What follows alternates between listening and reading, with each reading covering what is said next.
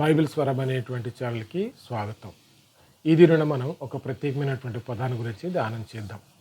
యేసుక్రీస్తు ప్రభువారు యెరూషలేములో ఆయన జయప్రవేశం చేస్తూ గాడిద మీద యెరూషలేములోకి ప్రవేశిస్తున్నటువంటి సమయంలో అక్కడున్నటువంటి యూదులందరూ కూడా గట్టిగా అరిచినటువంటి పదం హోసన్నా.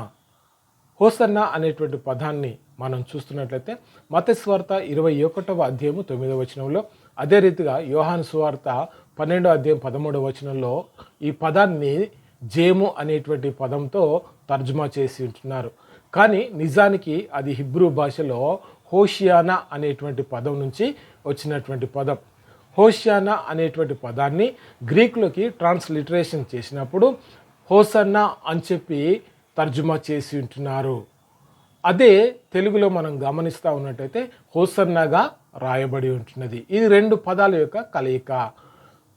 ఈ రెండు పదాలు కూడా దేవుని యొక్క గొప్పతనాన్ని వివరించేటువంటి పదాలే. ఒకటి యాష అనగా రక్షించు, రెండవది నా అంటే వెంటనే, ఇప్పుడే. ఈ రెండు పదాలు కలుపుతూ హోసన్నాగా బైబిల్లో రాసి ఉంటున్నారు. దీనికి అర్థం ఏంటి అంటే, యేసుక్రీస్తు ప్రభువాన్ని రాజుగా అంగీకరిస్తూ ఇప్పుడే మమ్మల్ని రోమా ప్రభుత్వం యొక్క శ్రమల నుంచి రక్షించు అని వారు వేడుకున్నారు. అది భూలోక సంబంధమైనటువంటి ఆలోచన. నిజానికి యేసు ప్రభువారు వచ్చింది వారిని పాపం నుంచి ఆయన రక్షించడానికి ఒక రక్షకుడుగా, విమోచకుడుగా వచ్చి ఉంటున్నాడు. మనం కూడా చేయాల్సినటువంటి ప్రార్థన ఇదే, ఇప్పుడే మమ్మను రక్షించు, హోసన్నా.